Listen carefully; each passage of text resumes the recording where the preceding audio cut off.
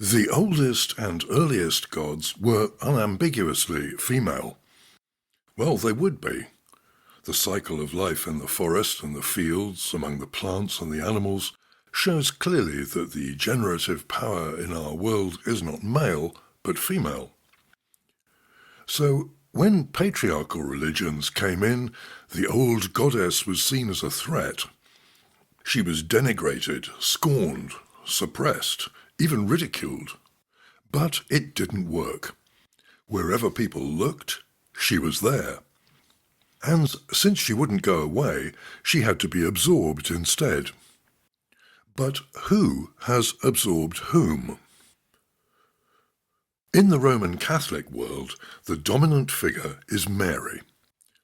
Her son Jesus is always present, but his life and message are largely eclipsed by an obsessive fixation on his death. God the Father gets a look in too, but usually just in brief cameos, pointing sternly at things that displease him, or lounging around in the clouds in the company of cherubs and angels. Pride of place has been restored to where it always used to be, the goddess, in her prevailing incarnation.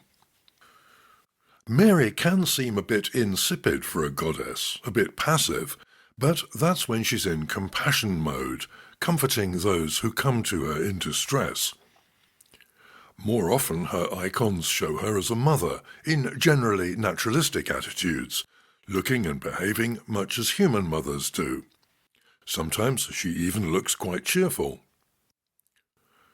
Her prototype and immediate predecessor, from whom the concept of the Mary icon was copied, is the Egyptian goddess Isis, often shown seated and cradling her infant son Horus.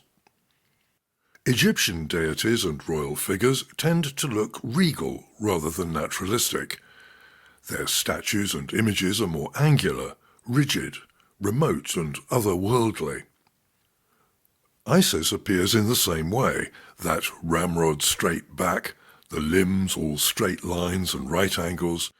She herself actually looked like a chair. Early Christian icon makers thought so too.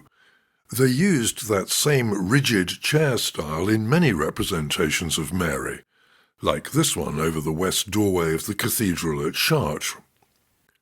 The Black Madonna from Montserrat Abbey in Spain also shows the same kind of chair formation.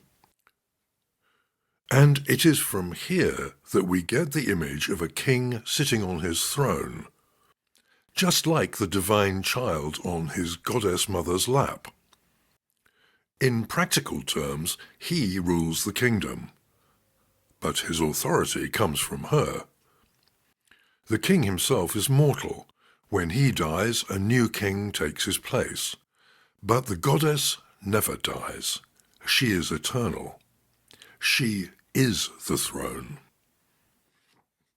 Or else it's just some man sitting on a big chair. If you don't believe in goddesses.